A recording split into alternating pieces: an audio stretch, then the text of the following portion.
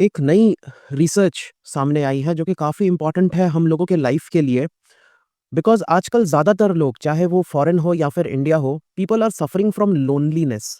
ठीक है, लोनलीनेस या फिर सोशल आइसोलेशन, इन 2 चीज़ों से बहुत ज़्यादा हम लोग डील कर रहे हैं। बिकॉज़ लोग आजकल अपने काम से काम रखते हैं और ज़्यादा घुलना-मिलना होता नहीं है। फैमिलीज़ भी न्यूक्लियर हो गई हैं। लोग अलग शहरों में, बड़े शहरों में अपना एक 1 बीएचके का अपार्टमेंट लेके चुपचाप काम करती रहती है। ऑफ़िस में कलीग्स वगैरह से उतनी बातचीत होती नहीं है। तो फिर मेनली हमने देखा है काफ़ी लोग स्पेशली यंग एजेस में भी लोनलीनेस और सोशल आइसोलेशन का शिकार हो जाते हैं। ये पेपर, ये जो फाइंडिंग है, ये लिंक करता है कि किस तरीके से लोनली अगर आप रहते हो, सोशली आइसोलेट रहते हो, वो आपके हेल्थ पे बुरा असर डाल सकती हैं। ये सिर्फ़ ऊपर ही ऊपर नहीं है बात, प्रॉपरली ब्लड एनालिसिस करके, प्रोटियोमिक्स करके कौन-कौन से प्रोटीन एलिवेट हो रहे हैं, उनको देख के ये फाइंडिंग की गई है। इस पूरी चीज़ को हम देखते हैं। तो loneliness and social isolation are not just emotional states, ये सिर्फ मेंटल स्टेट्स नहीं है, they can physically impact human health, आपको फिजिकली इम्पैक्ट कर सकता है। Researchers they found significant changes in protein, blood protein level among lonely and isolated individuals. जो लोग लोनली हैं, आइसोलेटेड रहते हैं, उनके ब्लड प्रोटीन का बिल्कुल कैरेक्टरिस्टिक ही और हो गया है। नॉर्मली अगर सर्टेन टाइप्स ऑफ प्रोटीन अगर हमें ब्लड में मिलता है, तो जो लोग लोनली रहते हैं उनमें बिल्कुल ही अलग टाइप के प्रोटीन्स हमें देखने को मिल रहे हैं अकॉर्डिंग टू ए स्टडी। तो these proteins are linked to various disease. जो प्रोटीन्स हमें इस ब्लड में मिला है इन लोगों के, वो ऐसे प्रोटीन्स हैं जो नॉर्मली बीमार इंसान के अंदर पैदा होती हैं, जिनको कार्डियोवैस्कुलर इशू है, जिनको डायबिटीज है, जिनको मॉर्टेलिटी, ये समझ लीजिए कैंसर के जो रिलेटेड प्रोटीन्स हैं, ऐसे प्रोटीन्स हमको उस ब्लड रिपोर्ट में मिले हैं। तो social connection plays a vital role in maintaining both mental and physical health. अगर आपके सोशल कनेक्शंस अच्छे हैं, फेसबुक वाले कनेक्शन नहीं, फिजिकली अगर आप लोगों से घुल मिल रहे हो, आपका फ्रेंड सर्कल अच्छा है, अच्छे लोगों से आप बातचीत करके अपना दिल हल्का कर सकते हो, तो ये सिर्फ मेंटल ही नहीं, फिजिकली भी, आपके फिजियोलॉजिकली भी आपको काफी अच्छा एक स्टेट में ला सकता है। और इसके लिए सोशल अवेयरनेस होना ज़रूरी है। काफ़ी टाइम पे हम लोग देखते हैं यूट्यूब पे भी ऐसे वीडियोज़ की भरमार है कि अकेले रहो, लोनली रहो, ग्रो करोगे खुद, है ना? दुनिया से कट जाओ, इस टाइप की बातें चलती रहती हैं। मगर इसमें हम इसका नेगेटिव साइड समझने की कोशिश करते हैं। कोई भी चीज़ बिल्कुल 100% सच नहीं होती है। इसके भी अपने साइड इफ़ेक्ट्स होते हैं, अलग अपना आइसोलेटेड रहने के। तो ये जो स्टडी हुआ था, 2 यूनिवर्सिटीज़ के रिसर्चर्स ने मिलके किया है, यूके में कैम्ब्रिज यूनिवर्सिटी और चाइना में फुडान यूनिवर्सिटी। तो 2 यूनिवर्सिटी में होने से क्या हुआ फ़ायदा कि हमें ये कन्फर्म हुआ कि ये प्रॉब्लम कोई आइसोलेटेड किसी ज्योग्राफिकल एरिया की प्रॉब्लम नहीं है, अकेले लंदन की प्रॉब्लम नहीं है। चाइना और यूके दोनों जगह अगर हमें सेम चीज़ें देखने को मिल रही हैं, मतलब ये इश्यू ग्लोबल है, पूरी दुनिया में हर कोई झेल रहा है इसको। तो ये जो रिपोर्ट है, ये पब्लिश हुआ था नेचर ह्यूमन बिहेवियर में और ये बताता है, it underscores the global importance of understanding loneliness and health. 42,000 adults जो 40 से 69 ईयर्स के बीच में थे, उनके ब्लड सैंपल्स लिए गए थे फ्रॉम यूके बायो बैंक और एक बहुत लार्ज स्केल रिसर्च किया गया था। कुछ 20, 50 या 100 लोगों पे नहीं था, 42,000 लोगों पे ये रिसर्च किया गया है। Such international collaboration emphasize the universal nature, ये लोकलाइज्ड कोई चीज़ नहीं है, यूनिवर्सल है ये चीज़, of the issue and aims to inform global health policies. और पूरी दुनिया को इसको लेके, इसको ध्यान में रखना चाहिए और इस पे पॉलिसीज बनानी चाहिए। सिर्फ दवाई बेच के काम नहीं होता या अकेले ही बैठ के योगा करने से ये सॉल्व नहीं होता है। काफ़ी आपके हेल्थ प्रॉब्लम्स सॉल्व हो जाएंगे अगर आप थोड़ा दिल खोल कर बात कर सकें किसी से। और यही इसी चीज़ की बहुत ज़्यादा कमी हो गई है। डिकोडिंग द प्रोटियोम, प्रोटियोम मतलब होता है आपके ब्लड सैंपल में टोटल कितने प्रोटीन हैं, टोटल आपका डीएनए कितना प्रोटीन एक्सप्रेस कर रहा है, आपके ब्लड में वो सारे प्रोटीन्स मिलते हैं, वो collection of protein in your blood sample is known as proteome. Researchers examined the proteome, the entire set of protein expressed by an organism through blood samples. Protein का काम होता है, ये मैसेंजर का काम करता है, डीएनए में सिग्नलिंग के काम आता है, रेगुलेटर का काम करता है, काफ़ी हमारे जेनेटिक एक्सप्रेशंस को रेगुलेट करता है, बहुत कॉम्प्लेक्स काम होता है प्रोटीन का।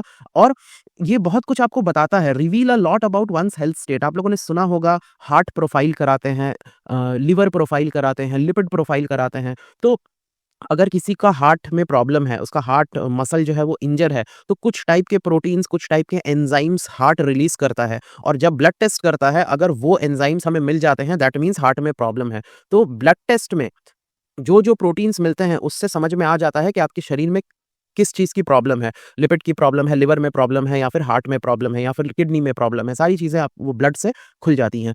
तो यहाँ पे देखा गया है कि 175 प्रोटीन्स जो सोशल आइसोलेशन से रिलेटेड हैं और 26 प्रोटीन जो कि लोनलीनेस से रिलेटेड हैं, ये हमें देखने को मिले हैं। और ये जो प्रोटीन है they act as biomarkers. Biomarker मतलब ये कुछ बता रहा है आपको, ठीक है? It provides insight into disease. अगर एक सर्टेन प्रोटीन मिलता है ब्लड में, दैट मीन्स ये बीमारी की तरफ इंसान आगे बढ़ रहा है। तो ये बायोमार्कर है। तो अगर आपको दवाइयाँ भी बनानी है, थेराप्यूटिक्स टारगेट, तो आपको दवाई को टारगेट करना पड़ेगा ना कहीं पे। तो ये जो प्रोटीन्स हैं ये बायोमार्कर्स हैं और ये थेराप्यूटिक टारगेट्स का भी काम करती हैं। They can be used as targets where the new kind of medicines can work. तो ये भी काम होता है बायोमार्कर्स का। तो ये जो स्टडी हुआ था इसमें इन लोगों ने एक स्टैटिस्टिकल मेथड यूज़ किया था जिसको बोलते हैं मेंडेलियन रैंडमाइजेशन। अब इसमें नहीं जाएँगे, काफ़ी कॉम्प्लेक्स हो जाएगा, बट बेसिकली ये जो है cause and effect relationship establish करता है। मतलब आइसोलेशन से ये बीमारियाँ होती हैं, आइसोलेशन से यू गेट डिज़ीज़, क्योंकि वो प्रोटीन्स हमको देखने को मिलते हैं। So this is the cause and this is the effect. तो कॉज़ इफेक्ट रिलेशनशिप एस्टैब्लिश किया जाता है इस स्टडी से। So this technique established links between social isolation, loneliness and specific protein levels in blood. ठीक है? उसके बाद हाई थ्रूपुट प्रोटियोमिक्स और एआई का भी यूज़ किया गया है जिसमें स्टडी करना, लिंक एस्टैब्लिश कर पाना ईज़ी हो गया है पहले के मुकाबले। And they have pin pointed these critical proteins. These methods pave the way for future breakthrough in diagnosing and treating loneliness related conditions. तो अब फ्यूचर में हमें ये पता लगेगा किस तरीके से अगर कोई लोनली है इंसान, तो फिर उसके अंदर क्या-क्या बीमारियाँ आ सकती हैं, किस तरीके से इन चीज़ों को डायग्नोस किया जाए, ट्रीट किया जाए, इसमें हमें एक प्रॉपर ब्रेक थ्रू मिला है इस रिसर्च के वजह से। तो overlap between loneliness and isolation. Loneliness मतलब जो व्यक्ति ऐसे ही लाइफ में अकेला है, that is loneliness. And isolation जो अपने आप को काट के भी रखता है, ये काइंड ऑफ वॉलंटरी भी है कि जैसे बॉम्बे में लोग रह रहे हैं या फिर किसी भी मेट्रो सिटी में आप रह रहे हैं, ज़्यादा लोग हैं नहीं, दोस्त नहीं हैं आपके, तो you are living in a city, you are working there, job है, सब घर है, सब कुछ है, but there is nobody there to talk. ठीक है? क्योंकि बिना मतलब के लोग बात नहीं करते हैं और अगर कोई मिल भी जाता है बात करने के लिए तो फिर वो ज़्यादा देर ज़्यादा टाइम स्पेंड क्यों करेगा? उसके अपने प्रायोरिटीज़ हो सकते हैं। तो लोगों के प्रायोरिटीज़ अलाइन नहीं होते हैं, इस वजह से नॉर्मली लोग एक-दूसरे के साथ ज़्यादा टाइम तक नहीं रहते हैं, because their priorities don't match. Lonely दोनों हैं, बट किसी का काम कभी है, किसी की कुछ लायबिलिटीज़ हैं, किसी की कुछ रिस्पॉन्सिबिलिटीज़ हैं, they don't line up properly. इस वजह से हर कोई, मैक्सिमम लोग लोनलीनेस और आइसोलेशन का शिकार होते हैं, स्पेशली आज के टाइम में, आज के शहरों में। 85% of protein linked to loneliness also overlapped with these associated social isolation. तो बेसिकली 85% जो प्रोटीन्स हैं लोनलीनेस और सोशल आइसोलेशन के सेम है। This overlap suggest shared biological impact. तो एक टाइप का असर भी होता है, एक टाइप की बीमारी भी होती है, रिगार्डलेस ऑफ द इमोशनल और physical aspect of disconnection. Elevated protein levels indicate N underlying inflammatory और इम्यून रिस्पॉन्स। जब इस टाइप की चीज़ें होती हैं, आइसोलेटेड रहते हैं आप, तो बहुत सारी इन्फ्लेमेटरी या फिर ऑटो इम्यून डिजीजेस शुरू हो सकती हैं। आप देखोगे ऐसे लोगों का एलर्जीज़ काफ़ी ज़्यादा होती हैं, छोटी-छोटी चीज़ों में एलर्जीज़ होने लगती हैं। फिर auto immune diseases, rheumatoid arthritis, iritis, इन टाइप की चीज़ें इन लोगों में थोड़ी ज़्यादा होती है। ये स्टडीज़ बताती हैं कि इस टाइप के प्रोटीन लेवल्स जब बढ़ती हैं, सीआरपी वगैरह बढ़ जाता है, तब इस टाइप के प्रॉब्लम्स, ऑटो इम्यून प्रॉब्लम्स बढ़ने लगती हैं। So the finding provides nuanced understanding of how both loneliness and isolation affect health similarly. अच्छा, 2 प्रोटीन्स के बारे में मेनली डिस्कस करूँगा यहाँ पे मैं।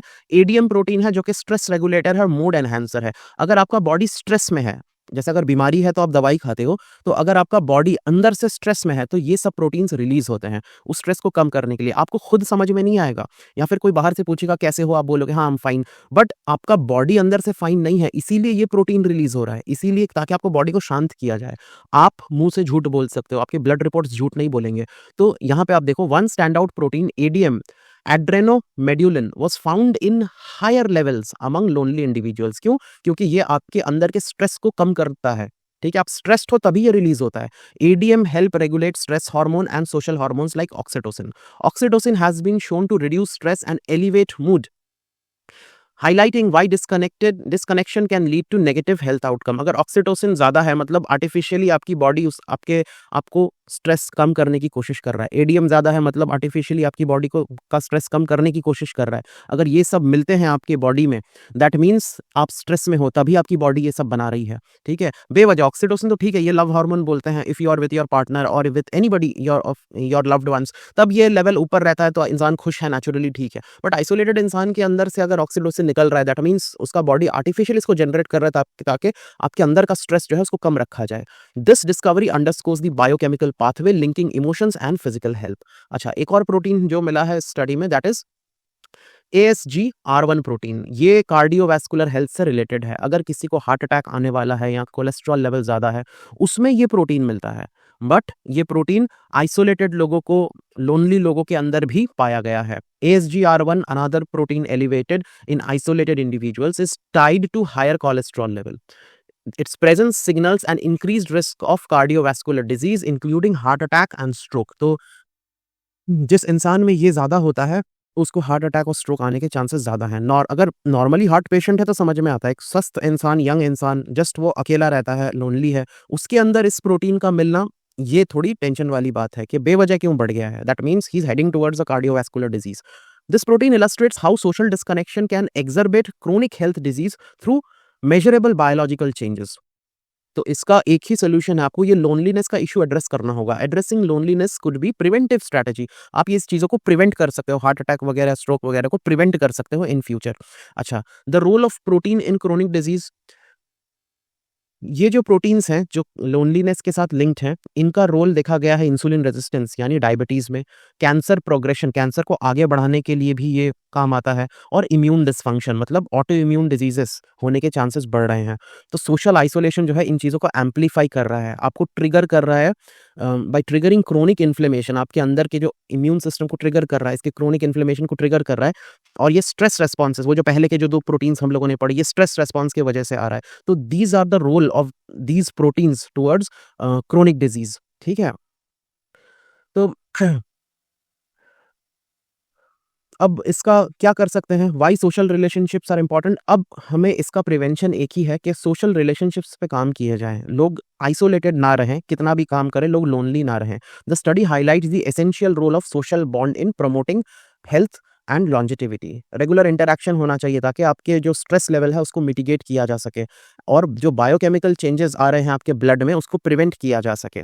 पब्लिक अवेयरनेस कैंपेन्स होनी चाहिए, कम्युनिटी इनिशिएटिव्स होना चाहिए, ताकि कम्युनिटी में, क्योंकि अगर ये चीज़ बढ़ेगा तो कम्युनिटी में सबको इम्पैक्ट करेगा। तो कम्युनिटी में एक अवेयरनेस आनी चाहिए, पूरी कम्युनिटी मिल के काम करना चाहिए, तब जाके लोगों की ये जो प्रॉब्लम है वो सॉल्व होगी। तो one of the researcher of this study was professor Barbara Sahakian. इन्होंने कहा है, remaining socially engaged is essential for both mental and physical wellbeing. अगर आपको फिजिकली और मेंटली सही रहना है तो आइसोलेटेड रह के काम नहीं चलेगा, you have to engage socially with other people, ठीक है? फ्यूचर क्या है? फ्यूचर है कि इस बार हमने देखा कि एआई ने किस तरीके से इस थेराप्यूटिक स्टडी में अपना रोल निभाया है। प्रोटियोमिक्स तो है, आज से 20 साल से ये चल रहा है, इसने भी काफ़ी अच्छा हेल्प किया है in these studies. And identifying loneliness related protein open doors for new diagnostic and therapeutic processes. अब ये जो लोनलीनेस रिलेटेड प्रोटीन्स हैं, ये डायग्नोसिस करने में और दवाइयाँ नए बनाने में भी हेल्प करेगा। बट इसका मेन दवाइयाँ तो क्योर हैं, प्रिवेंशन है, सोशल इंटरैक्शन। पॉलिसी मेकर्स को भी सोचना चाहिए कि किस टाइप की पॉलिसीज बनाई जाए, चाहे वो काम करने की, अभी जो हमारे इंडस्ट्रियलिस्ट लोग कहते हैं कि 70-70 घंटे काम करो, है ना? तो इस वाई दैट इज प्रॉब्लमैटिक, ठीक है? तो policy makers and health care providers can use these findings to develop targeted intervention. और एनकरेजिंग सोशल कनेक्टिविटी में emerge a critical strategy for public health and preventive medicine. जैसे खाने से पहले हाथ धोना, ये एक स्ट्रैटेजी है ना, प्रिवेंटिव, एक बहुत बड़ा स्टेप है। आपकी बीमारियां काफ़ी कम हो जाती हैं समाज में अगर लोग ये चीज़ अडॉप्ट कर लेते हैं। उसी तरीके से जैसे खाने से पहले हाथ धोना इज़ अ मस्ट, वैसे social connectivity should also be must, कि कंप्यूटर लैपटॉप पे नहीं, फिजिकली जाके लोगों के साथ बात करो, अपनी आपको किसी की बात सुनो, अपनी बात बोलो, ये बहुत ज़रूरी है। अगर हमको ये जो पैंडेमिक फैल रहा है, सो मेंटल प्रॉब्लम और फिजिकल प्रॉब्लम, इस चीज़ से निकलने के लिए this should be made kind of mandatory as washing hands, ठीक है? तो आई होप ये स्टडी आपको अच्छा लगा होगा और ये वीडियो इसी मामले में था। Thank you.